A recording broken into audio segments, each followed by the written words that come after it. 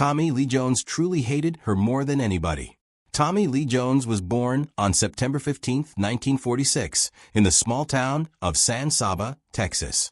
He was born in rural Texas to an oil field worker father and a mother who was not only a police officer, but a school teacher and owner of a beauty shop. Growing up amidst this vast Texas landscape instilled in him an acute sense of place that would continue to form the core of his identity for the rest of his life. He grew up in an environment of hard work and discipline that, years later, would be echoed in his approach to acting. Following high school, he enrolled at Harvard University on scholarship, where he studied English literature, a curriculum that surely reflected a basic love for words and intellectual curiosity. While a Harvard undergraduate, he roomed with the future Vice President Al Gore and was also outstanding on the university gridiron, where he played offensive guard for the Harvard Crimson. His academic achievements, together with his athletic prowess, were indicative of the same kind of drive which would be associated with his climb up the Hollywood ladder. Following graduation in 1969, Jones relocated to New York City and began pounding the pavements in search of acting work, determined to make it big in a particularly unforgiving industry.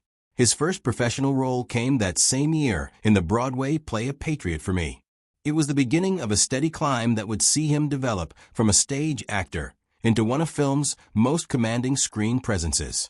In the early years, he appeared on television in shows such as One Life to Live and on film and movies such as Love Story 1970. Even though success was not around the corner, Jones managed to attract attention with his intensity and discipline. He was never one to court fame. His focus remained on the performance itself, the art.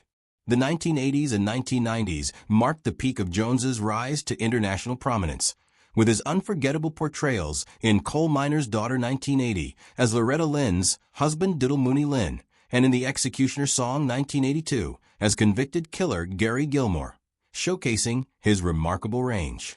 Yet it was his Oscar-winning performance as U.S. Marshal Samuel Gerard in The Fugitive 1993 that cemented his place in cinematic history. His portrayal was commanding, intelligent, and unexpectedly humorous, a combination that became his signature. He reprised the role in U.S. Marshals 1998 and continued to deliver powerful performances in films like Men in Black 1997, No Country for Old Men 2007, and Lincoln 2012, each of which reflected his deep understanding of human complexity. Beyond his acting achievements, Jones is also a respected filmmaker. He directed and starred in The Three Burials of Meltestrata 2005, a haunting modern Western that earned critical acclaim for its poetic storytelling and moral depth. The film reflected Jones's love of the American Southwest and his sensitivity to issues of justice, loyalty, and redemption. His other directorial efforts, including The Homesman 2014, further confirmed his talent behind the camera and his commitment to exploring the frontier spirit that defined both his career and his personal life. Despite his fame, Tommy Lee Jones has always maintained a reputation for privacy and humility. Known for his dry wit and non-nonsense demeanor, he prefers a quiet life away from Hollywood's glitz. He owns several ranches in Texas and continues to live close to the land, embodying the same stoic independence that characterizes many of his screen roles. Those who have worked with him often describe him as intelligent, demanding, and deeply respectful of his craft. He values truth and authenticity, whether in his performances or in his everyday life. Tommy Lee Jones, one of Hollywood's most respected and enduring actors, has led a life marked not only by his remarkable career, but also by his relationships, which reveal much about his complex personality and Avoni living through love and companionship. His 3 marriages to Catherine Lardner, Kimberly Claughley, and later to Dawn Laurel each represent different chapters of his life, both personally and professionally, and illustrate the way his pursuit of stability, privacy, and meaning has intertwined with his life in the spotlight. Jones married Catherine Lardner in 1971. Catherine was born into a storied literary and film family.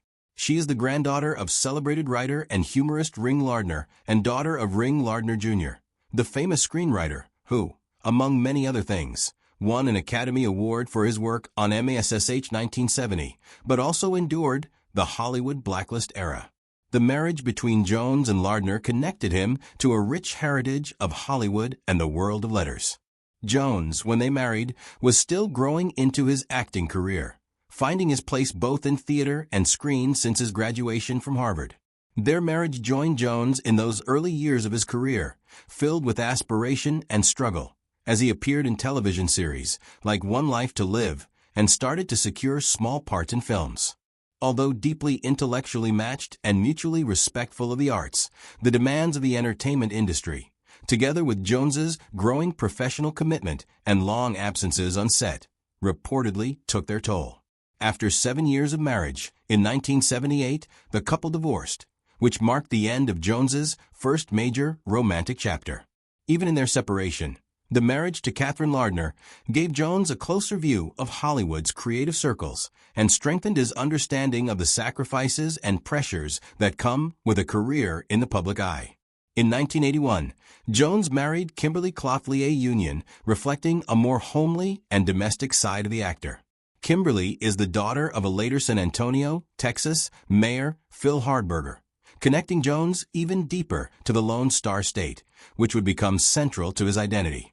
Married for a total of 15 years, this period was one where Jones hit major stardom, with, among others, career-defining performances in Coal Miner's Daughter, 1980, The Fugitive, 1993, and JFK, 1991, cementing his status as one of Hollywood's most versatile and intense performers. Kimberly and Tommy Lee Jones had 2 children, Austin and Victoria, and Jones's devotion to his family was well known among those close to him. He often spoke fondly of his ranch life in Texas, where away from Hollywood's chaos, he could enjoy a quieter, more authentic existence with his wife and children. However, as his fame grew and his film schedule became increasingly demanding, strains began to appear in the marriage.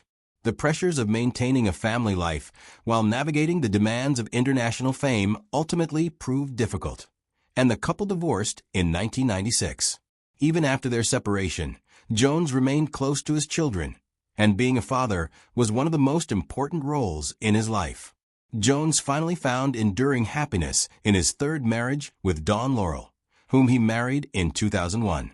Dawn, a talented photographer, met Jones while working on the set of one of his films, and their shared appreciation for art, storytelling, and the beauty of simplicity formed the foundation of their relationship. Unlike his previous marriages, Jones's union with Dawn is markedly private and tranquil. The couple is often seen enjoying life on Jones's sprawling cattle ranch in San Saba County, Texas, a property reflecting his deep love for the land and cowboy heritage. Together, they have managed to create a life away from the glare of Hollywood, built on mutual respect and a shared commitment to nature and creativity.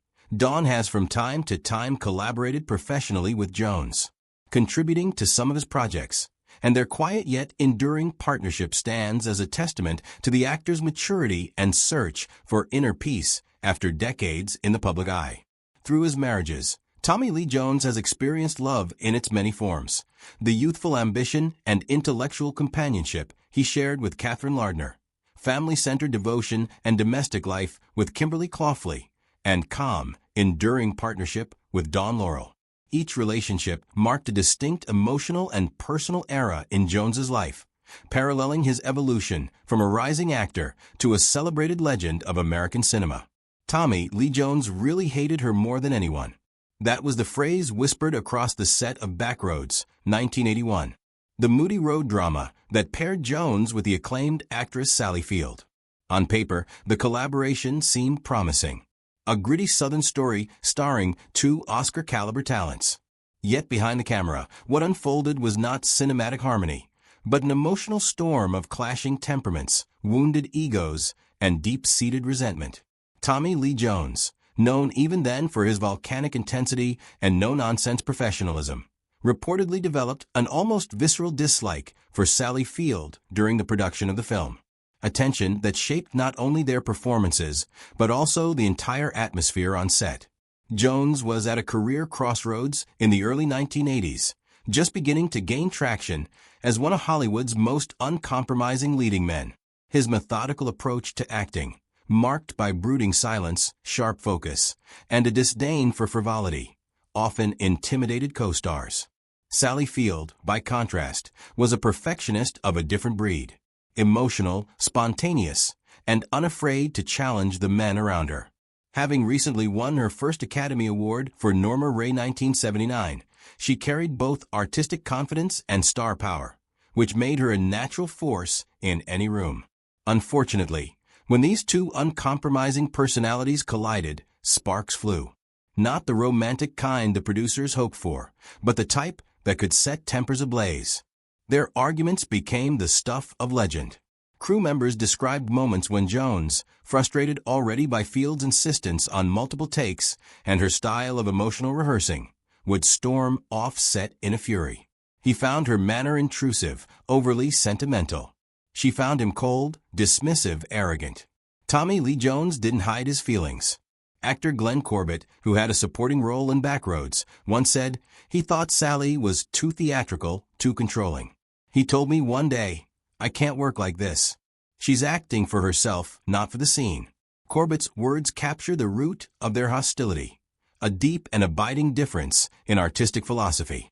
Field was all about deep empathy and connection.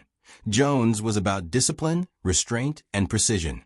If that were not enough, their characters were supposed to share a fragile romantic bond on screen, a bond that required vulnerability and trust. Instead, the tension between them was palpable. Even the film's director, Martin Ritt, reportedly struggled to mediate. Ironically, Ritt had directed Field in Norma Rae and thought highly of her, which only further incensed Jones.